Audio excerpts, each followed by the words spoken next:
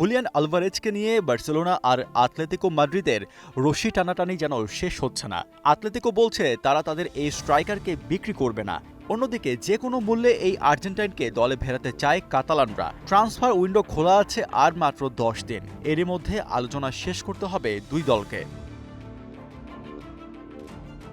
এদিকে বৃহস্পতিবার আলভারেজকে নিয়ে নতুন তথ্য সামনে এসেছে। জানা গেছে লস রুহি ব্লাঙ্কোরা আলভারেজকে বিক্রি করতে রাজি হয়েছে।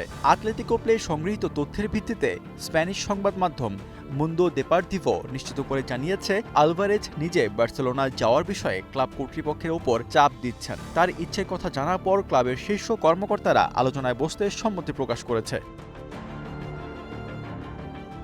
তবে এর মধ্যে শর্ত জুড়ে দিয়েছে আতলেতিকো। তারা কোনোভাবেই আলভারেজকে তাদের প্রতিদ্বন্দ্বী বার্সেলোনার কাছে বিক্রি করবে না। এর পরিবর্তে প্রিমিয়ার লিগ জায়ান্ট আর্সেনালের বিষয়ে গুরুত্ব দেওয়া হয়েছে। অবশ্য এদিকে আর্সেনালও আলভারেজকে দলে নেওয়ার ব্যাপারে আগ্রহ প্রকাশ করেছে, কিন্তু এখানে আপত্তি দেখিয়েছেন আলভারেজ। এই আর্জেন্টাইন ফরওয়ার্ডের কথা তিনি শুধু বার্সেলোনাতেই যেতে আগ্রহী।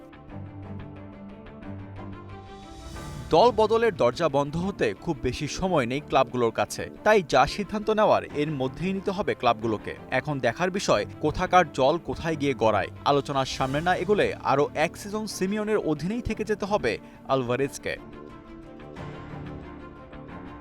আশফাক সিয়াম, ওয়ান স্পোর্টস ডেস্ক।